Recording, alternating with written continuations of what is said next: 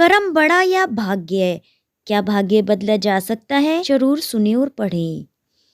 इस दुनिया में कर्म को मानने वाले लोग कहते हैं भाग्य कुछ नहीं होता, और भाग्यवादी लोग कहते हैं किस्मत में जो कुछ लिखा होगा वही होकर रहेगा। यानी इंसान कर्म और भाग्य इन दो बिंदुओं की धुरी पर घूमता रहता है और एक दिन इस जग को अलविदा कहकर चला जाता है। भाग्य और कर्म को अच्छे से समझने के लिए पुराणों में से एक कहानी का उल्लेख मिलता है। एक बार देवऋषि नारद जी बैकुंठ धाम गए। वहां उन्होंने भगवान विष्णु जी का नमन किया। नारद जी ने श्री हरि से कहा, हे प्रभु, पृथ्वी पर अब आपका प्रभाव कम हो रहा है। धर्म पर चलने वालों को कोई अच्छा फल प्राप्त नहीं हो रहा।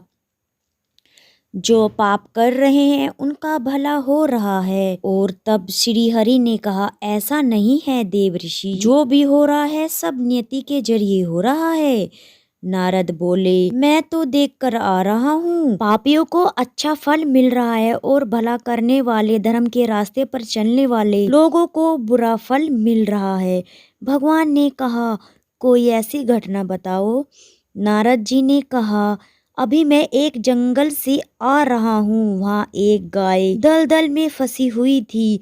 कोई उसे बचाने वाला नहीं था और तभी एक चोर उधर से गुजरा।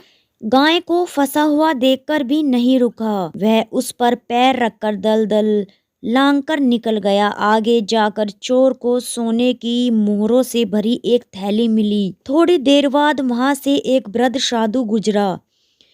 उसने उस गाय को बचाने की पूरी कोशिश की, पूरे शरीर का जोर लगाकर उस गाय को बचा लिया, लेकिन मैंने देखा कि गाय को दलदल से निकालने के बाद वह साधु आगे गया तो एक खड्डे में गिर गया।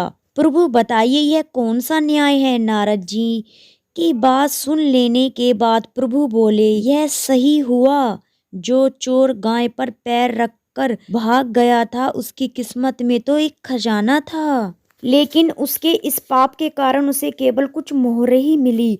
वहीं उस साधु को गड्ढे में इसलिए गिरना पड़ा क्योंकि उसके भाग्य में मृत्यु लिखी थी, लेकिन गाय को बचाने के कारण उसके पुण्य बढ़ गए और उसकी मृत्यु एक छोटी सी चोट में बदल गई। इंसान के कर्म से उसका भाग्य तय होता है। इंसान को कर्म करते रहना चाहिए क्योंकि कर्म से भाग्य बदला जा सकता है।